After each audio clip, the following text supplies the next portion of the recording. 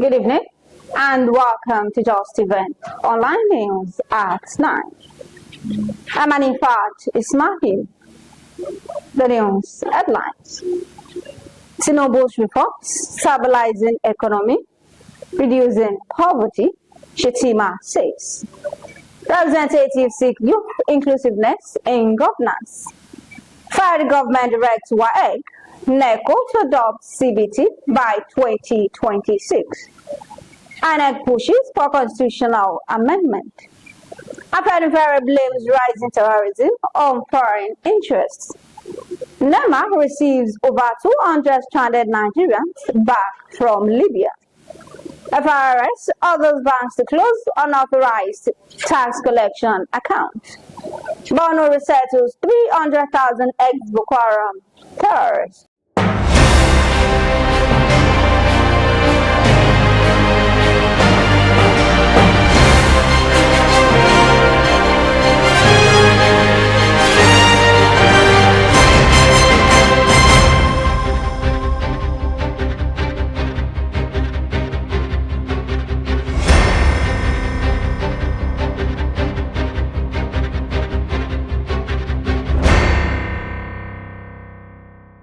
Now the news in details. Vice President Kashim Shettima has assured Nigerians that the economic reforms introduced by President Bola Tinubu's administration are stabilizing the economy and reducing poverty across the country. Speaking on Monday at 2025 retreat for newly inaugurated members of the Revenue Mobilization Allocation and Fiscal Commission in Uyo, Akwa Ibom State, Shettima said the federal government was implementing targeted interventions aimed at expanding opportunities and improving citizens' quality of life.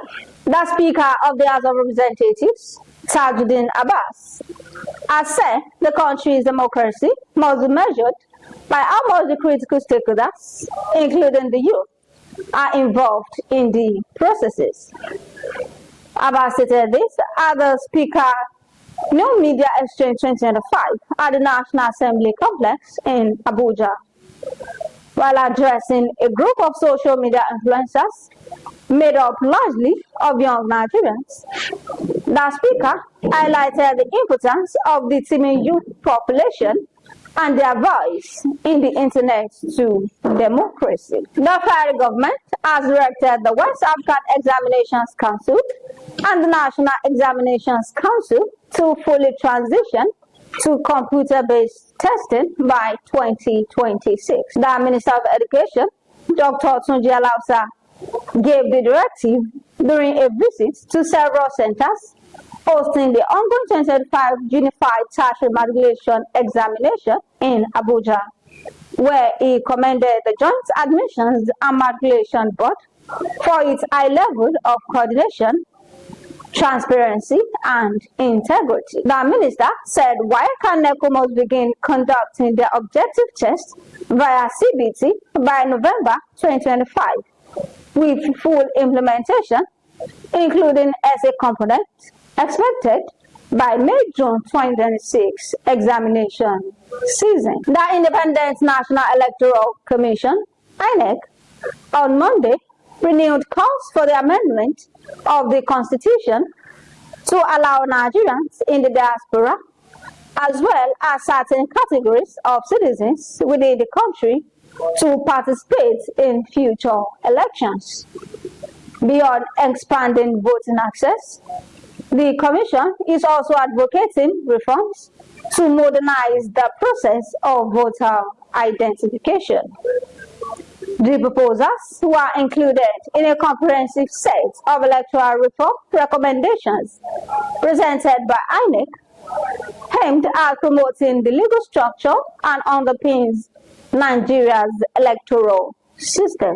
The Pan-Yoruba Socio-Cultural Organization, Afenifere, has lamented the growing wave of terrorism across Nigeria, particularly in the northeast, north central, and northwest region. In a statement signed by its National Publicity Secretary, Jare Ajayi, Afenifere attributed the surge in terrorist activities to a combination of factors, including ungoverned spaces, porous borders, the proliferation of weapons, complicity of state actors and influential individuals, sabotage, foreign interest, and illegal mining.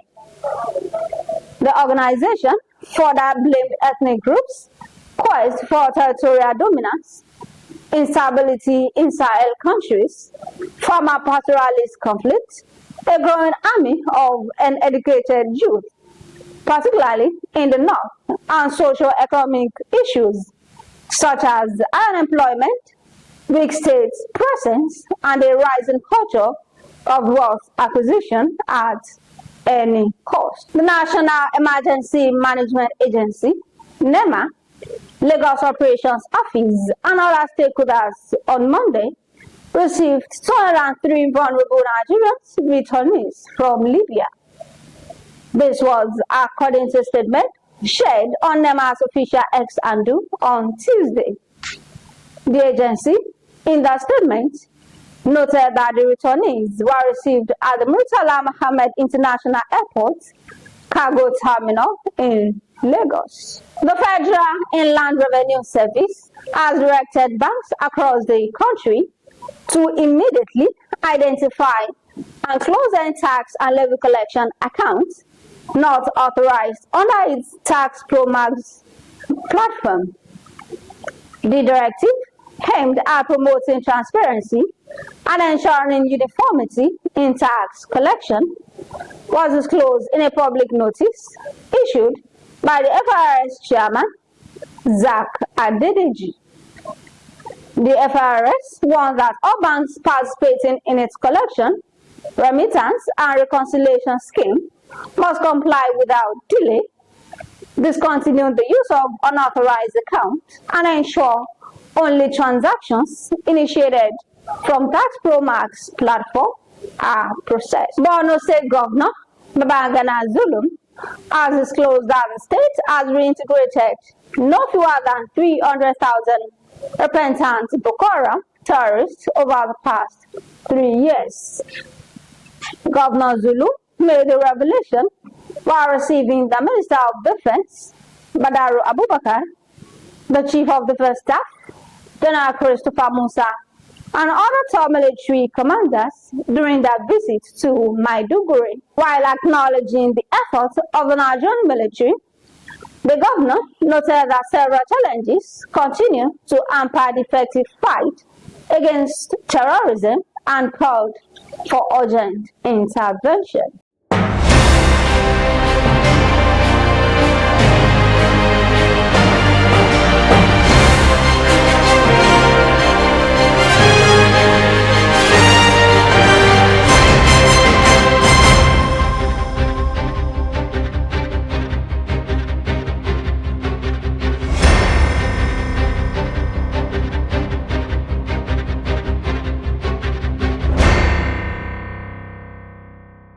And that will be all on Just Event Online News at 9. Here's the recap of the story. Tinubu's reforms stabilizing economy, reducing poverty. Representatives seek youth inclusiveness in governance.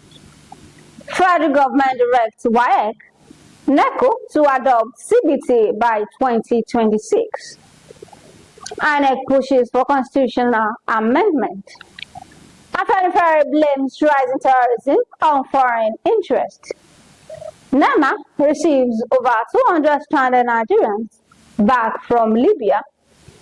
FIRS orders banks to close unauthorized tax collection account. Borno resettles over 300,000 Boko Haram terrorists. Thank you for watching Just Event Online News. Remember, challenges makes you more responsible, more stronger, and more determined.